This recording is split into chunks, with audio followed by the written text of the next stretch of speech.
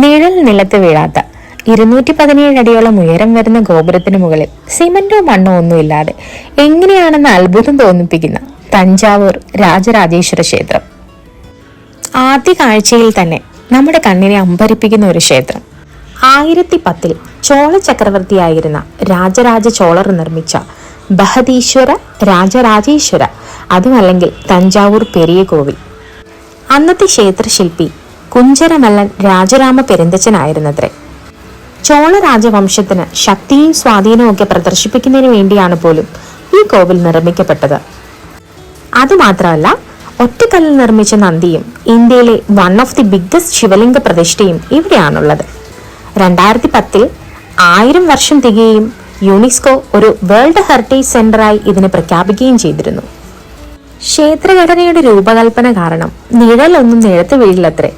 പെരുമ പറയുന്ന 100 കഥകൾ ഇവിടെ ഉണ്ടെങ്കിലും ഉത്തരം കിട്ടാത്ത ഒരു മിസ്റ്ററിയും ക്ഷേത്രത്തെ ചുറ്റിപ്പറ്റിയുണ്ട്.